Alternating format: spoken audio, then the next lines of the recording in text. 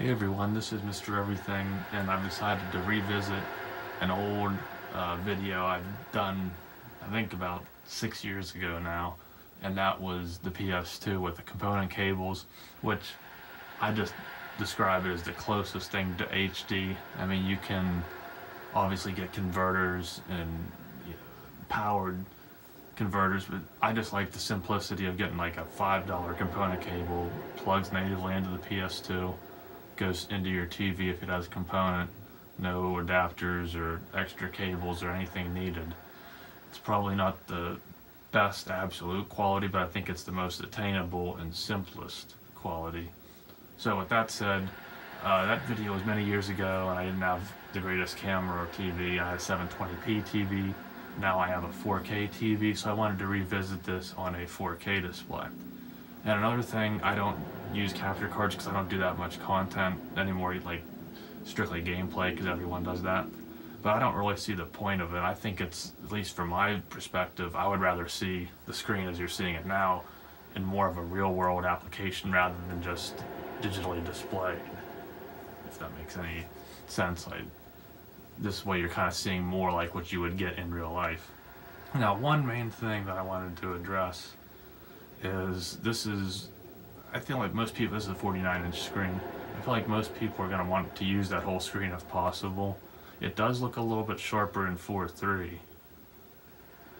It's not critical, but that is something if you want the absolute most pristine, least stretched picture. 4.3 is probably what you'll want, but then you have these huge black bars on the sides. I might switch back and forth between both of them, but I think that I would like for this purpose to show this, and I'll go ahead and start a few games.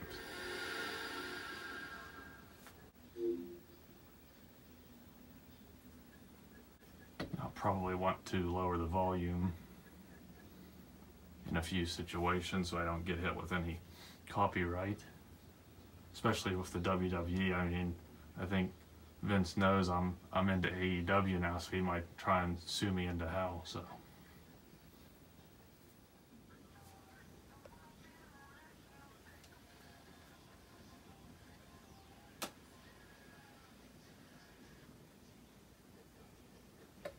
Okay, now I think we're in the game.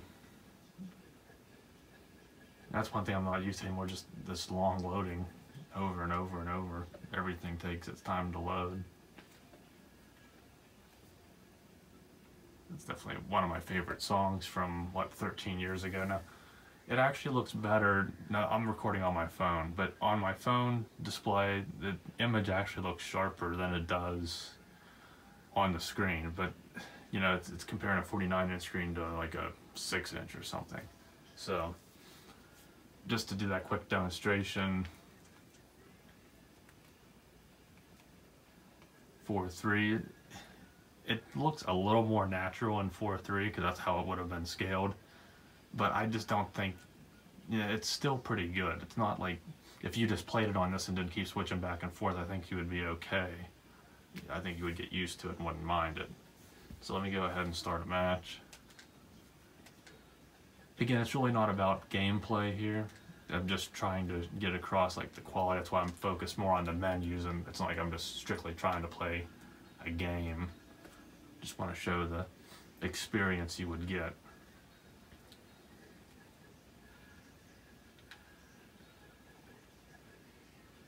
This is also definitely a trip down memory lane.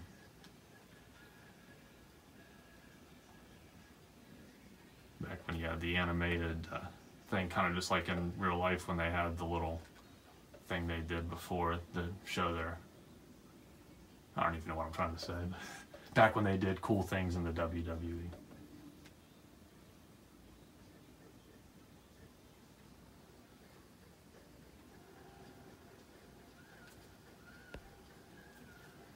And again, I definitely don't want this to get copyrighted, so I'm trying to keep the volume down, but I can always provide the music. I'm just a sexy boy.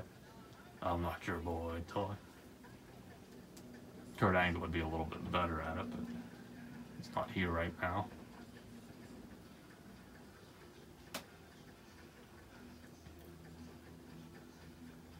I'll show it like up to the fireworks, pyro that they no longer have either.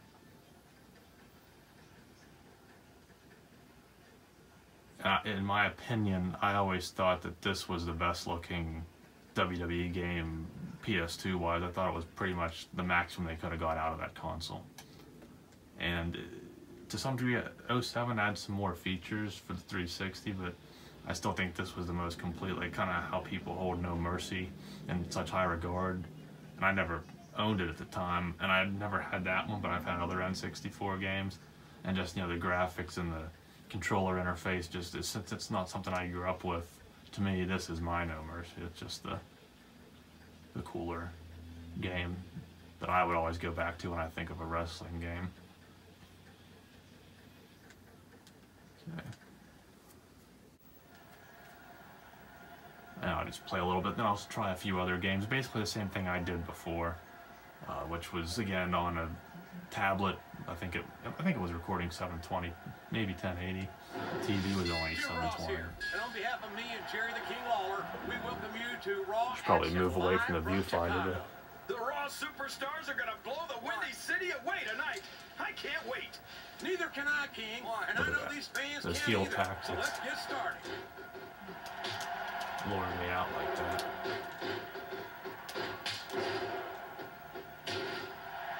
I wonder how far these superstars are willing to go to get the win here tonight. As far as it takes, King. We've seen them put their bodies on the line time Let's have this on a high difficulty. I mean, it's reversing everything. No different. So much easier to grasp than the newer ones. You had two shoulder buttons, or I guess you call them triggers now, but you had two, one reversal for strikes, one for grapple. Now it's just homogenized down to one. So even though there wasn't as much fluid movement and there wasn't as much combos you could string together, it just still felt like more of a well-rounded experience on these games. I guess it was more linear. But that's enough for this one, I think. Then I'll switch to the next one. So I figured I'd go with another popular title, Need for Speed Underground 2.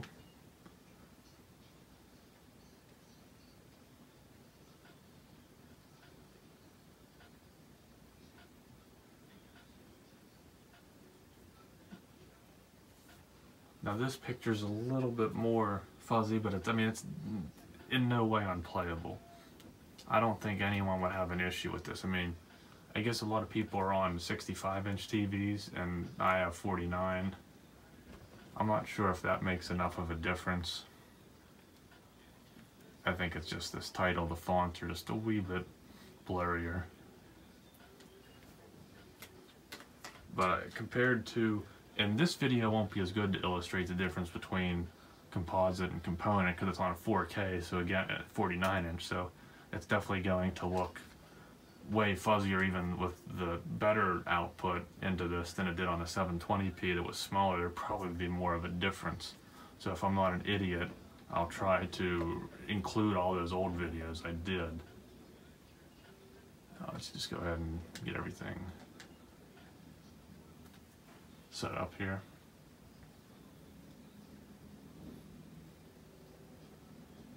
So I also did, again, a very poorly made video, but it was popular, so that's great. That was how to play your PS2 in HD, which is really just how to get the best signal out of your PS2 on your HDTV, but that tag wouldn't have gotten anyone's attention and no one probably would have watched it. So those are some older videos, but they're still relevant. That was me showing people how they could do that, so it's really not necessary to show the cables again. And I do remember saying in that old comparison video that it's kind of hard to, I don't know, you have to think of driving or think of talking, but that this game was very unplayable on composite cables. It was just way too blurry. And on this, it's definitely still blurry. It's just a very pixelated game, but it's playable to me anyway. Much more so than it would be basically any other way.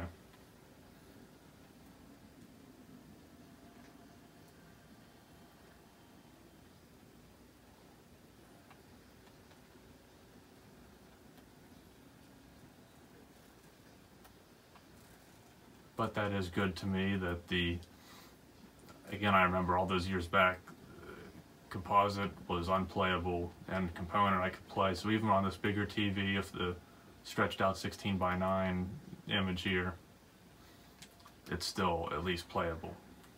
So I'll go ahead and switch to the next one. Now I believe with this game I should be okay. I don't think there's going to be any copyright music, so I can keep the volume up while I'm not in the car. This title, I wouldn't really recommend buying a PS2 and getting the component cables for the Grand Theft Auto games, because I think on Xbox One they're backwards compatible. I'm not certain on that. And I do know that on the PS4 they have the PS2 version for download. It's not backwards compatible. It's one of the ones that they re-release or however they do it.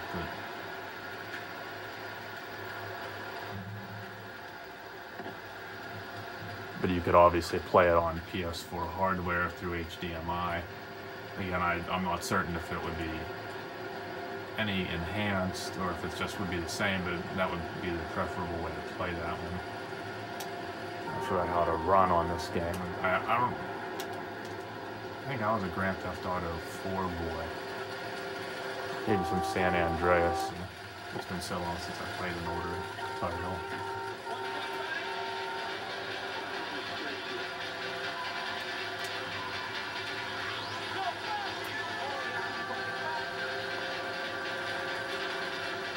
Again, this is a little blurry, but it's nothing too bad.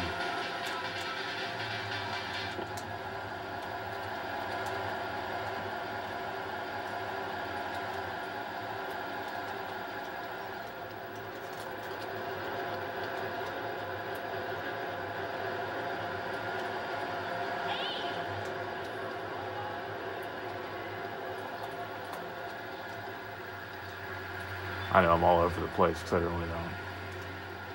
I haven't touched this game in quite a while.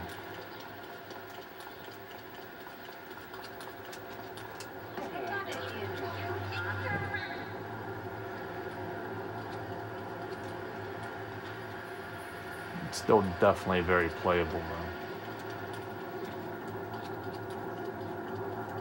So I'll go ahead and switch to my last one.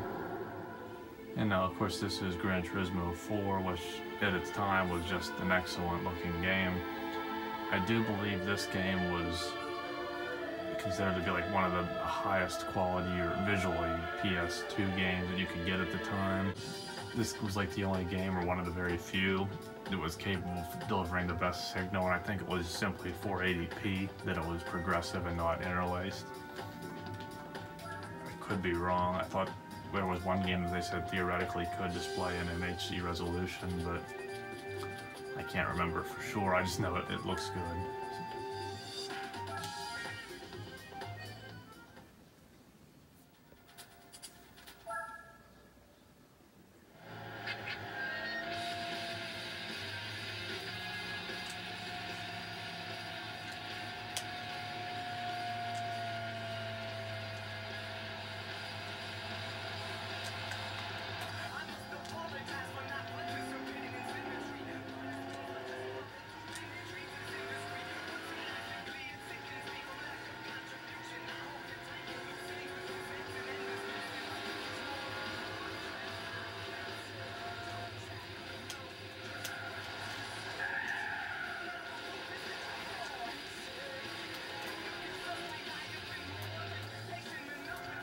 That's definitely my sloppy driving, trying to figure out what button switch to use. And playing on a controller is much different than on a wheel. But it definitely really helps show the clarity of the grass when you're off track on this component signal.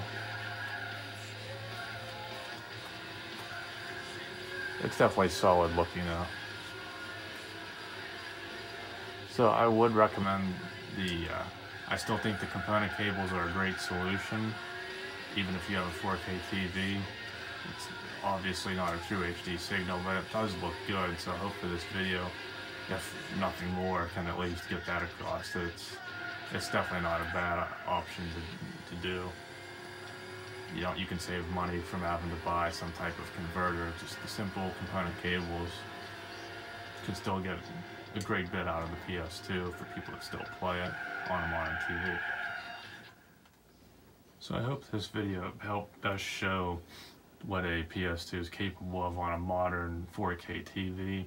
Again, I try to keep it as basic, understandable as possible. Something as simple as buying this cheap component cable that you can get on Amazon or eBay, hooking it up, and just this is what you get, without being overly technical. If anything, I know back in the PS2 games, at least for me as a kid growing up, we didn't care about the technical specs at all. If it looked good, then we were just amazed.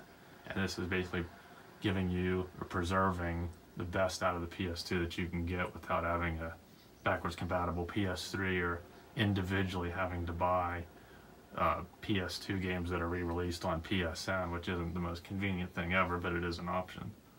And again, I have videos from all those years back of the component cables, which at this point, if you're looking this up, you probably already have a set or configure that much out on your own. I do have the older video showing how to the old comparison of how the differences between the two were, but this one was just strictly with the component cables. I can link that video. Again, this was probably more relevant than that. And I also have a video showing how to get the PS2 to read discs. If it isn't, it's just a sensor or a little switch that isn't being depressed, and I showed a little modification I did. I'll have them linked in the description, and you can view them if you would like to. So thanks for watching, and you'll see me in the next one. Have a good one.